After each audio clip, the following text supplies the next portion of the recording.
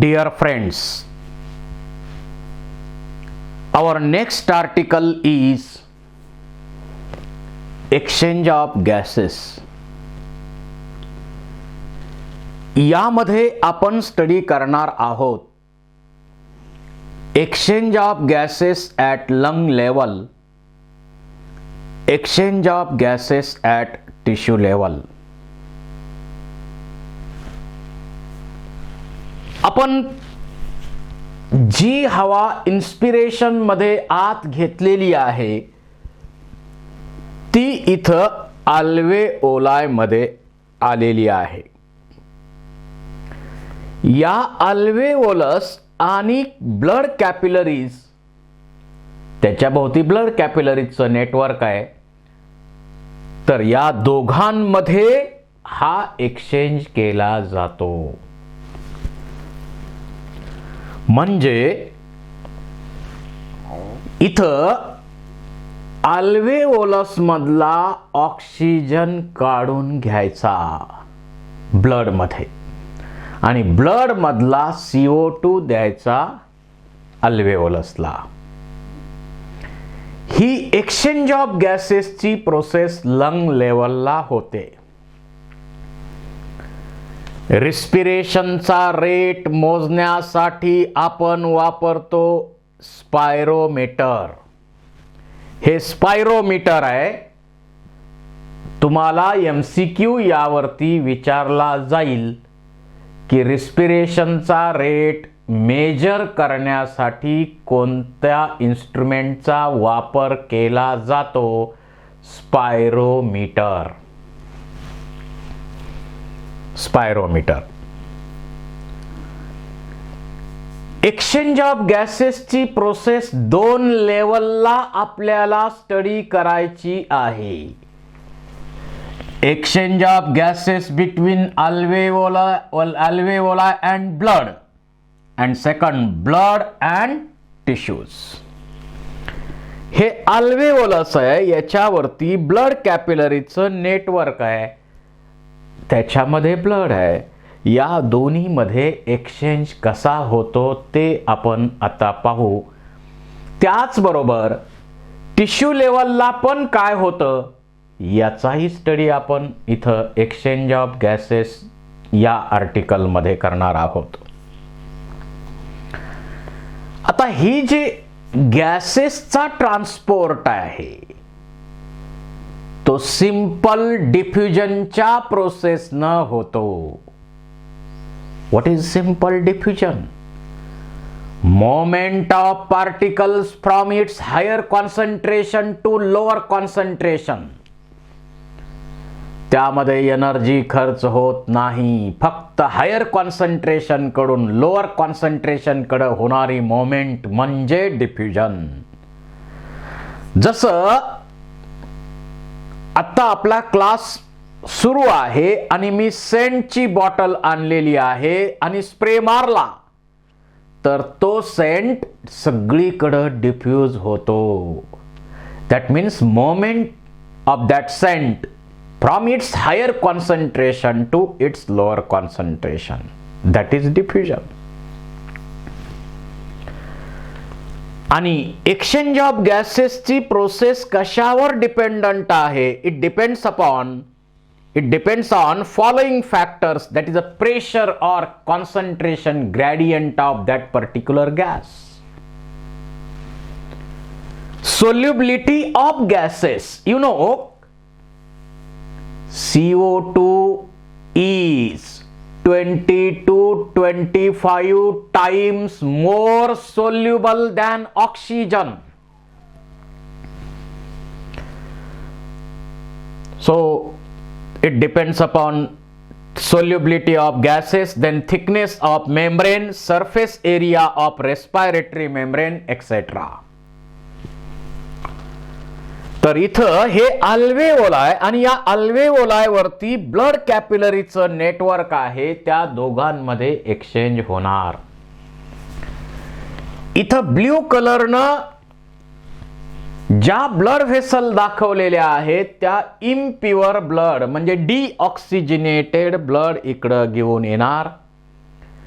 Capillary network यावरती बनवणार आणि एक्सचेंज होणार आणि मग ते ब्लड प्युअर किंवा ऑक्सिजनेटेड होणार आणि ते ऑक्सिजनेटेड ब्लड या रेड दिसणाऱ्या ब्लड व्हेसल मधून जाणार. अशा प्रकारे एक्सचेंज ऑफ गॅसेसची प्रोसेस लंग लेवलला होत असते. आता एक्सचेंज ऑफ गॅसेसच्या प्रोसेसमध्ये इंडिव्हिज्युअल गॅसचं प्रेशर महत्वाचं आहे आणि इंडिव्हिज्युअल गॅसचं कॉन्सन्ट्रेशन किंवा प्रेशर हे ट्रान्सपोर्टसाठी किंवा या एक्सचेंज ऑफ गॅसेस साठी महत्वाचं आहे. And that pressure of individual gas is called as partial pressure. That is called as partial pressure of that particular gas.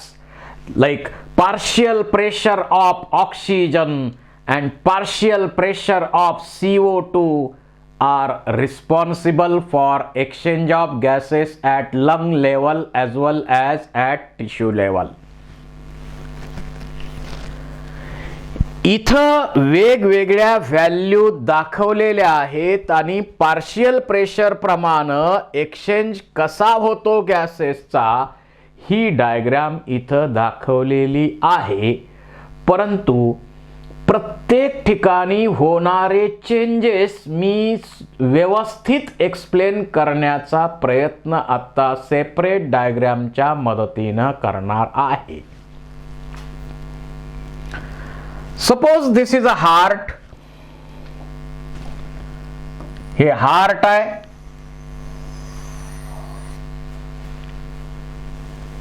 त्यानंतर या ब्लड व्हेसल्स आहेत. इकडं अल्वेओलस किंवा अल्वेओला आहे आणि इकडं टिश्यू. आणि या ठिकाणी आता एक्सचेंज ऑफ गॅसेसची प्रोसेस पार्शियल प्रेशरच्या मदतीनं कशी होते याचा स्टडी आपण करतोय.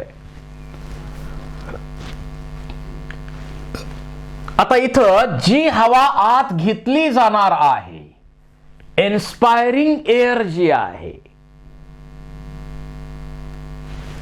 त्या हवेचं पार्शियल, त्यामध्ये ऑक्सिजनचं पार्शियल प्रेशर आहे 158 to 159 mmHg.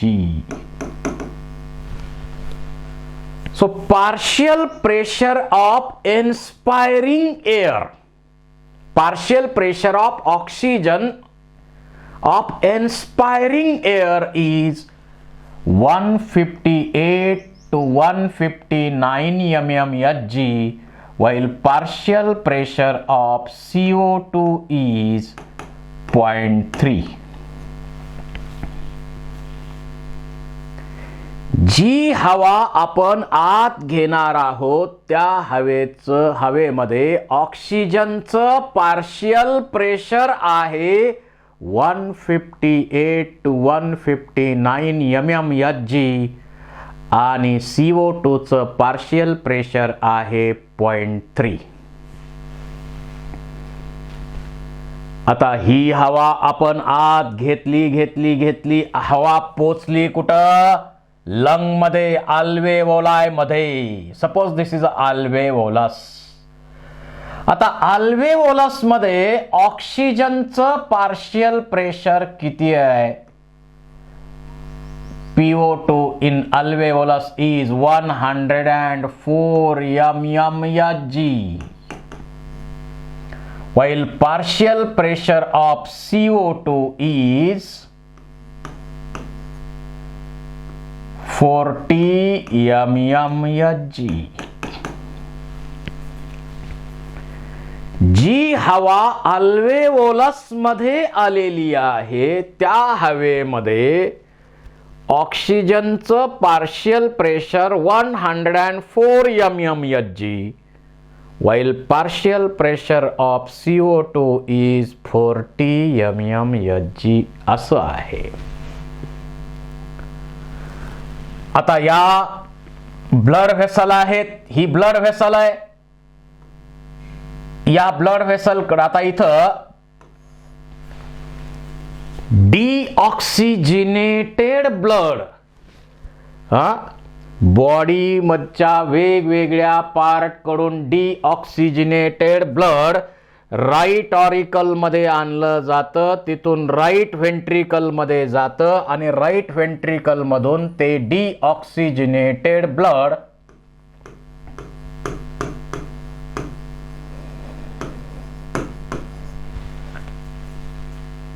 कुठं जातं? लंग कडं सप्लाय केलं जातं. अशा डिऑक्सिजिनेटेड ब्लड मध्ये ऑक्सिजनचं पार्शियल प्रेशर किती आहे? ऑक्सिजनचं पार्शियल प्रेशर इथं आहे 40 mmHg. while partial pressure of CO2 of deoxygenated blood is 45 mmHg.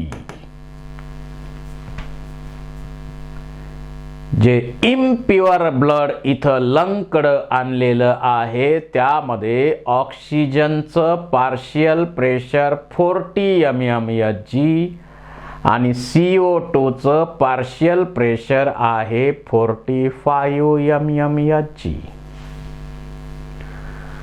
आता काय झालं मग इथं CO2 चं किती आहे? अल्वेओलस मध्ये बघा PCO2 इज किती आहे? 40.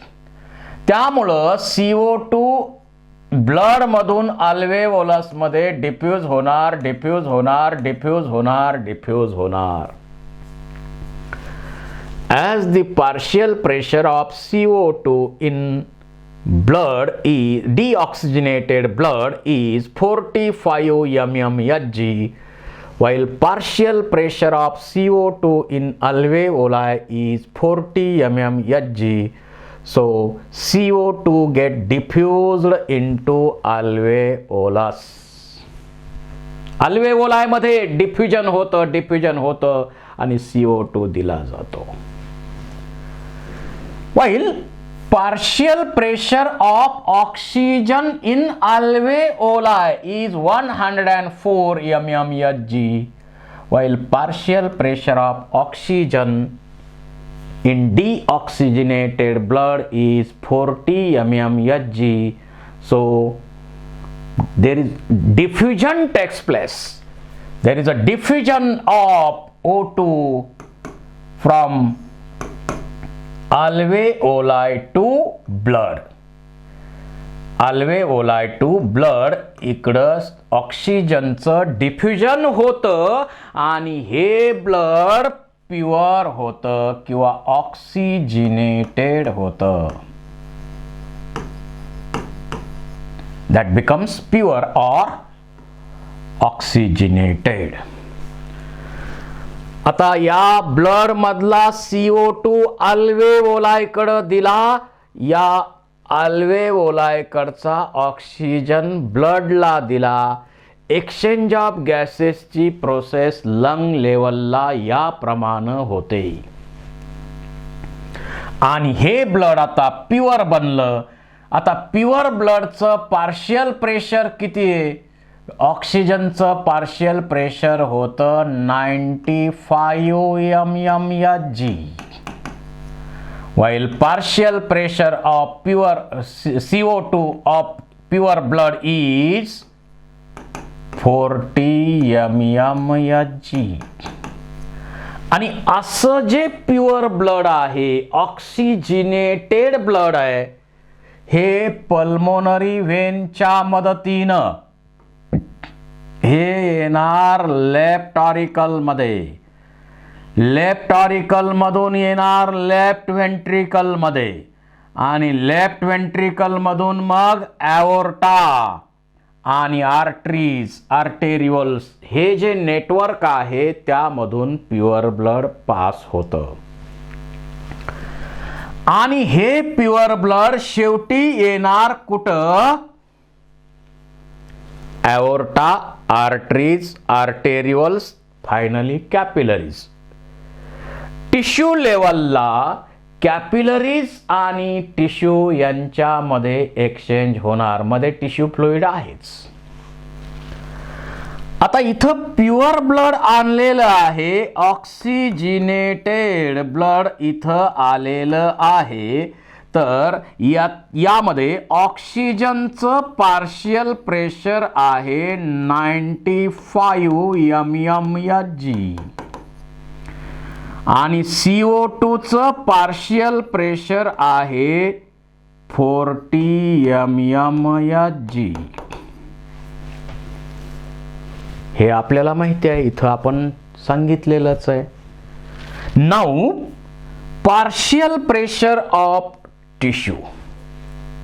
At tissue level there is a cell respiration.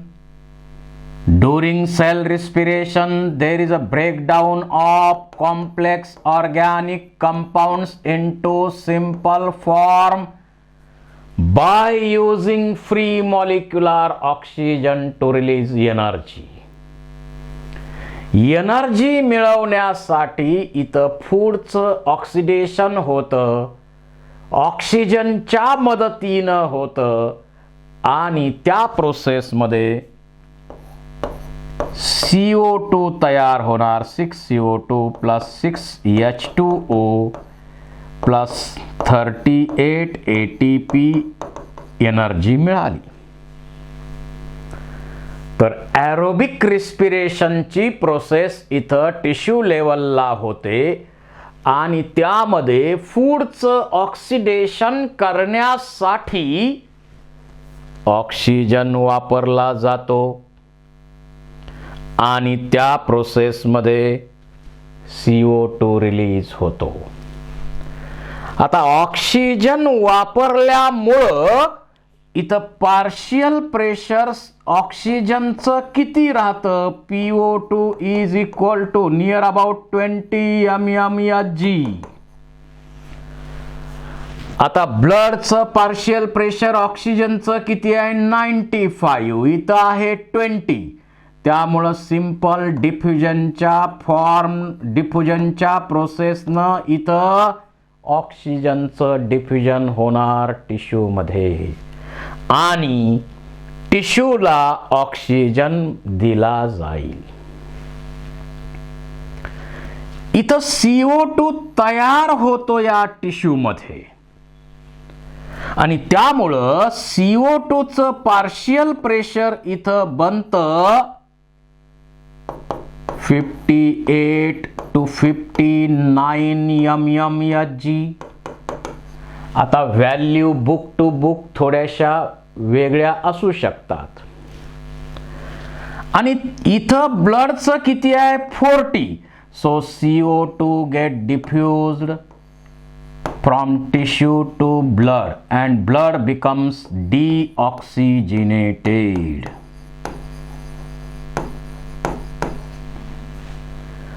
आणि डीऑक्सिजिनेटेड ब्लडचं ऑक्सिजनचं पार्शियल प्रेशर बनतं 40 mmHg आणि CO2 चं पार्शियल प्रेशर बनतं 45 mmHg. आणि असं जे इम्प्युअर ब्लड आहे, हे इम्प्युअर ब्लड वेनच्या मदतीनं राईट ऑरिकल कडे जाणार, राईट व्हेंट्रिकल कडे जाणार, राईट व्हेंट्रिकल मधून म्हणून तिथून पल्मोनरी एओर्टाच्या मदतीनं लंग कडे जाणार आणि त्या ठिकाणी पुन्हा एक्सचेंज ऑफ गॅसेसची प्रोसेस होणार. So this is about exchange of gases at lung level and exchange of gases at tissue level.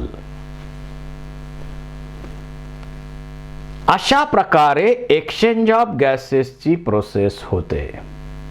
इथंही तीच डायग्राम आहे किंवा तेच एक्सप्लेनेशन इथंही तुम्हाला पाहायला मिळेल. इथं वेगवेगळ्या ठिकाणी पार्शियल प्रेशर कसं बदलतं हे एक्सप्लेन केलंय.